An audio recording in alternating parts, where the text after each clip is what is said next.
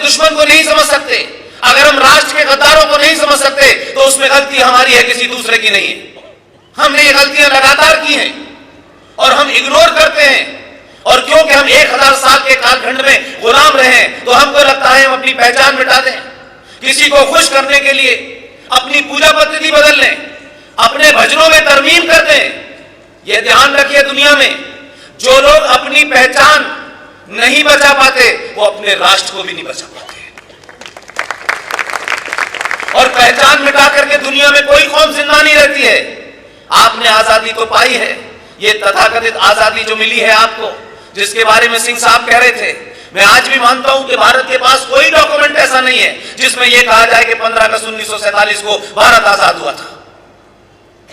फिर हमारे यहां एक मनोदशा है हमारी कि हमें झूठ बोलने और सुनने की आदत है। हम झूठ बोलते भी हैं और ये चाहते हैं कि दूसरा भी हमसे झूठ बोले। इसलिए कहा गया कि देखिए साहब, अहिंसा से आजादी मिल गई इस देश के अंदर। इतने लाखों लोग, 11 लाख लोग भारत सरकार के रिकॉर्ड से इस आजादी में मारे गए हैं। 26,000 फौजी मारे गए हैं सुभाष चंद्र बोस के। हजारों लोगों की गिनती नहीं है। ये बात मैं इसलिए कह रहा हूं कि हमारे समाज को बड़ी बीमारी है, हमारे अंदर बड़ी कमी है कि हम इसकी बहुत चिंता करते हैं कि लोग क्या कहेंगे। हम ऐसे कपड़े पहनेंगे तो लोग क्या कहेंगे, तिलक लगाएंगे तो लोग क्या सोचेंगे। ये बीमारी से बाहर आ जाइए। एक शख्स इसी के बीच में 15 साल तप कर दिल्ली पहुंचा। लोगों ने एहसास किया कि शायद डरा के भगा देंगे। ये बात अलग है कि बड़े बड़े संपादकों ने कहा कि अगर ये जीत गया तो हम देश छोड़ के चले जाएंगे। उसने उनकी ख्वाहिश पूरी नहीं होने दी। वो गए नहीं। उन्होंने कहा नहीं नहीं, अभी आपकी जरूरत है, 19 में भी से आना है। वो रुक गए। लेकिन जो सबसे बड़ी बात हुई है, जिसको लोग राजनीतिक चश्मे से देखते हैं, मैं उसको एक सोशलिस्ट के एंगल से देखता हूं।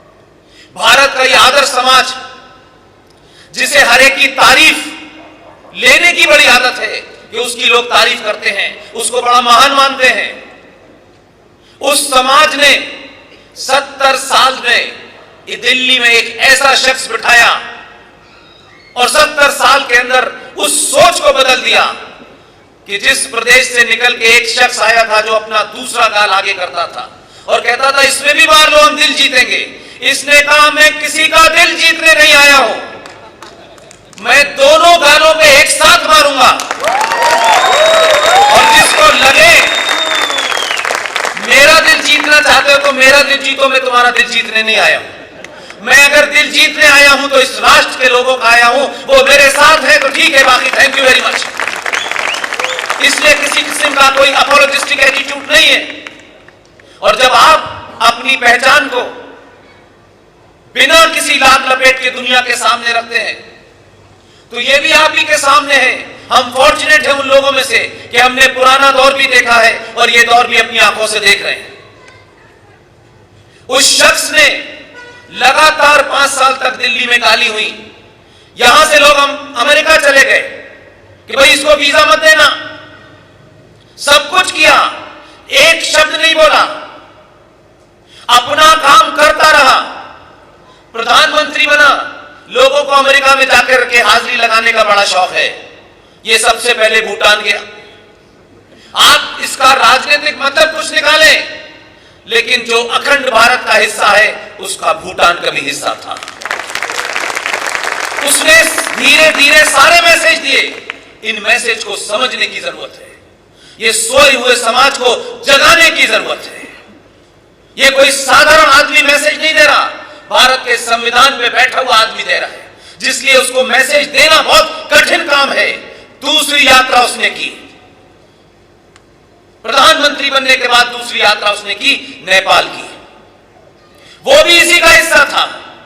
और नेपाल के मंदिर में बैठा, यहां लोगों के ने बड़ी ब्लड प्रेशर नीचे ऊपर होने लगा। सेकुलर देश का प्रधानमंत्री मंदिर में कैसे जाएगा?